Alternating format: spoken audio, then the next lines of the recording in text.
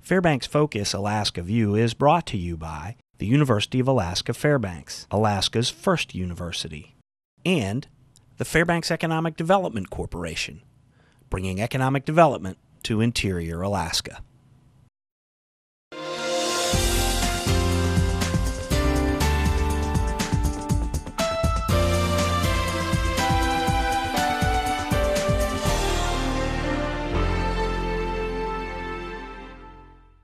I'm Nanette Pearson, and this is Fairbanks Focus. And today our guests are Jim Dodson and Steve Higginson. And Jim, why don't you tell our viewers a little bit about yourself? Thank you, Nanette. I am president of Fairbanks Economic Development Corporation. I've been president for the past 6 years, born and raised in Fairbanks, been involved in many businesses and activities over the years, served right now on the governor's military AMFAS team. Also am on the governor's aviation advisory board, and other activities in Fairbanks. You know, have a wife, 4 children, 2 grandchildren, and just am very concerned about energy and appreciate being invited today. Thank you. Thank you. And Steve, welcome to our show, and tell us a little bit about yourself and your relation to energy. Thanks, Nanette. My name is Steve Higginson, and I came to Fairbanks about 40 years ago to attend UAF. And the day after I graduated, I started work at Golden Valley. And 32 years later, I retired as their CEO. That lasted about 2 months, and I was appointed to be the statewide energy coordinator by Sarah Palin, Governor Palin, and also to be the executive director of Alaska Energy Authority. Since it was about 2 years, and I've now come back to Fairbanks to work on energy issues. Thanks for joining us. And you know, I know that Fairbanks has a much higher cost in energy than most of the United States. I read in a report from 2011 from the report in 2011 that the cost for Fairbanks energy is 50% higher than the national average in a report from the Renewable Energy Alaska Project. And tell us a little bit about what energy looks like here in Fairbanks, Jim. Steve and I have been working together on energy for a number of years now. I think it was actually in 2008 when a group that we called Energy for All Alaska met. Steve was a part of it. Steve was instrumental in putting together a program for us that we call the Fairbanks Cost of Energy Model. That model took all the various energy products like heating oil, wood,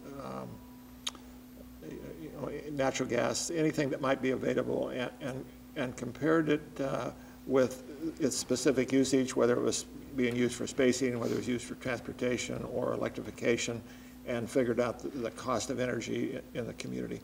One of the things that became painfully obvious at the time is that Fairbanks was being squeezed to death by energy prices, and it's kind of unique to Arctic communities, but about every community north of the Alaska Range, 60% of their energy cost is space heating.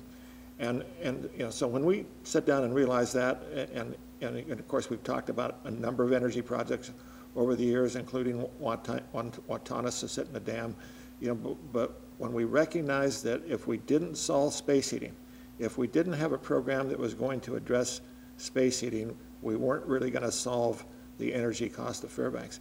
And Steve, you were really the architect of that cost of energy model, and I know you used it recently to compare energy cost, compared to 2007, 2012. Kind of based on that, what did we find? Kind of when we started this model, what were we paying for energy, and what's the average resident paying for energy today? Thanks, Jim. First off, when we talk about energy, it's not just the cost of electricity. Being from Golden Valley, you'd think I would be focused on electricity, but I'm also a bill payer for all the other energy sources. So when we looked at the model, we looked at all the different sources of energy for electric and for heat and for transportation. And in 2007, we determined that for the typical electric cost per residence was about $1,400. And in 2012, we updated the number, and it moved up actually to $2,016. So that's a significant increase for electric cost. And also for your space heating component, which is much larger than your electric cost, is about $3,400. That is now $5,510. So significant increases, and we don't control the world market on oil. We're basically riding that train. And so we need to figure out how to either get on a different train that's going slower or something, or actually backwards, hopefully. But we have to figure out a solution to this problem. The other component that we talked about was transportation cost. And at that time, gasoline and diesel were about, we looked at a composite, about $2,400 a year per residence in 2007. And then in 2012, that's up to $3,500 a year, almost $3,600. So you have a total energy cost, so energy just appetite or costing mechanism of about $7,379 according to this document. And then 2012, that has moved up to $11,000. And so that 7,000 was 2007. 2007 and 7,000. The 7,000 in 2012 is 11,000. So the question is, I don't believe anybody's job made that much higher of an increase for their income. So this is now taking away anything extra is just getting stripped out of your pocketbook. And that really was one of our focuses, because at Fairbanks Economic Development, our job basically is to create jobs and economic opportunity for people. So when we started looking at the prospects of doing that and recognized a couple things, and it really is about an isolated economy in the middle of the state of Alaska. Here we are, 100,000 people out of 700,000, and we're right smack in the middle of Alaska, and our closest economically competitive community has a cost of energy of about 1/3 of what ours is. We started looking at, well, how do we attract businesses that might be moving to Anchorage or other areas in Alaska? How do we attract those businesses to Fairbanks? And there were a couple things that really became obvious to us. One is that our per capita income in Fairbanks was significantly lower than Anchorage, about 25%. And our cost of living was significantly higher, about 25%. So we were getting squeezed in the middle. People that had money that wanted to come to Alaska to invest in various projects, that might create new jobs, that might create economic opportunity, weren't attracted to this community simply because, we're not making enough money and our cost of living is too high. The major component of that was energy. Anchorage is paying about $11 a million BTU for their energy costs. We're paying $30. Almost 3 times what Anchorage is paying, and we simply had to do better. So, we set off on just a long search and analysis of all the energy projects in the state of Alaska, and put them into a matrix that compared them basically on what they could deliver energy price for, and how long it would take for them to come online. And at the end of the day, we believe that we're moving in the right direction. A number of things last night at the Bureau Assembly. There was a hearing on the energy utility for the Fairbanks North Star Borough. We believe that's the right direction to go. But one of the things that we wanted to talk about today is individuals and their understanding of their energy costs, and maybe what ways to think about their energy costs. How does it compare? How does it impact their living in? And I said earlier, it's not really just Fairbanks, because there is a significant energy cost in rural Alaska, particularly in interior and northern rural Alaska, that is crushing their economies also. Steve, you spent at least a couple years with Alaska Energy Authority as the lead, as the director there, and have pretty extensive knowledge on what's going on in rural Alaska and how it's impacting their economy. What's your thinking? When I first started that job, part of my job was the statewide energy coordinator, and I was supposed to, my mission was to get us off diesel fuel.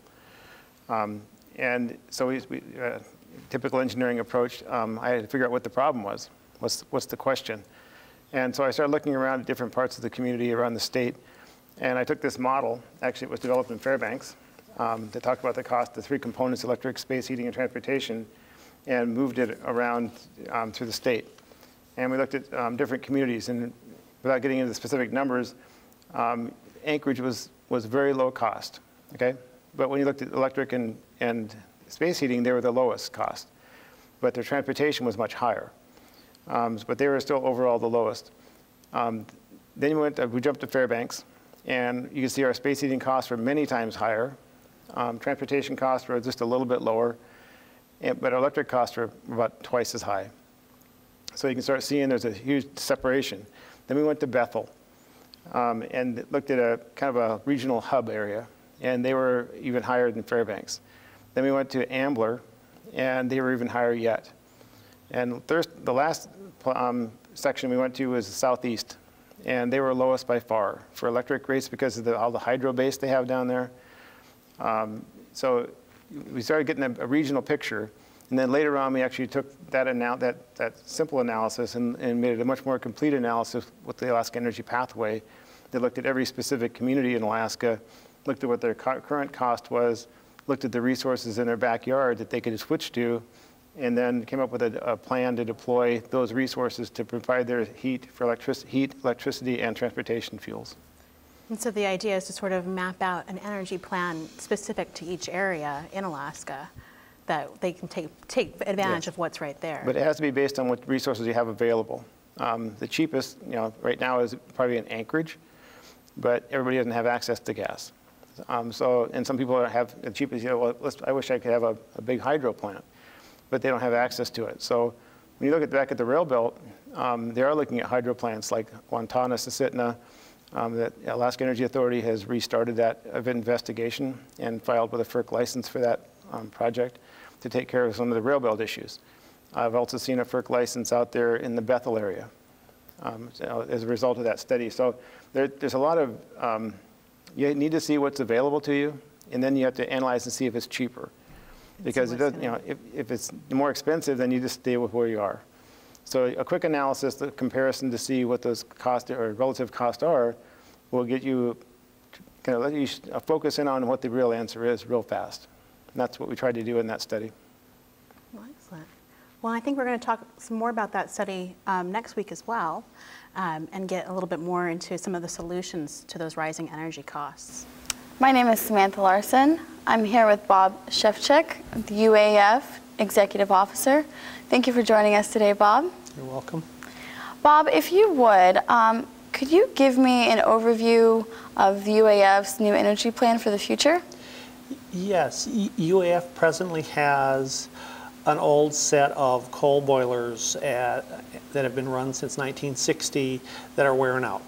And so we've had to look at what can we do on campus to provide heat and power for our 3 million square feet, everything from the dorms to the research buildings, 24/7 for the next 30 to 50 years. And so we started by looking at what technologies are out there, what can we do, because if you think of it as starting as a heating plant, we heat all our buildings, and then with the waste heat from that process, we generate electricity that powers about 90% of the power, and the rest we buy from Golden Valley. And so we started by looking at, well, what technologies are out there, what fuels are out there, and how can we position ourselves so that when we replace these aging boilers, we can position UAF to have heat and power for the next 50 years.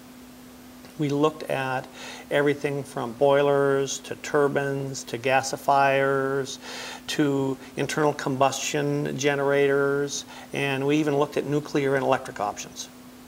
We looked at fuels in terms of liquid fuels, which are essentially your diesels, solid fuels, which are coal, biomass, and refuse-derived fuels from essentially landfill recovery, and then natural gas, liquefied natural gas and propane.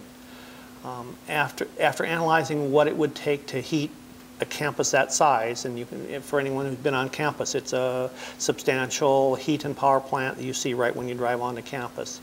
It takes a large capacity furnace and boiler, and it takes a substantial amount of fuel. And so really we winnowed it down to a solid fuel, coal/biomass option, and a natural gas or liquefied natural gas option. Spent probably 6 months of engineering effort on what would be the best setup for that, and really came down with a new coal/solid fuel technology, which is called a circulating fluidized bed boiler. It's a large, tall column that has limestone in the combustion chamber that helps pull out the pollutants, as opposed to the standard stoker coal technology. And then for a gas option, we looked at gas turbines. You would spin gas turbines for electricity, take the leftover heat off that, and possibly use gas for additional heat to heat the entire campus. And both of those technologies would work. The next step is to look at availability and cost of fuel. And when it comes down to it, is we're all painfully aware there is no natural gas at a reliable, affordable cost in the interior right now. We do burn some natural gas in one of our oil-fired boilers on campus, but we're on what's called an interrupted supply, which means every time it gets cold, they call us and tell us we need to shut off our gas because it's needed elsewhere in town. And so as we looked at what do we need for an energy plan for campus, it was very similar to what the community is looking at. How can we provide low-cost, stable heat and power to our small community and have the best long-term approach toward how is that going to support the buildings, the faculty, the students across that same period of time this last plant has. And so we settled on circulating fluidized bed boiler technology, are currently doing preliminary design and permit work, because you have to do enough design on a plant to say, well, how big is it going to be? How tall is the stack going to be? What are the burners going to look like, so that you can model the pollutants that will come out. And you use that design and modeling to apply for an air quality permit. And that really is the process we're in right now. We're in the middle of that design and preliminary air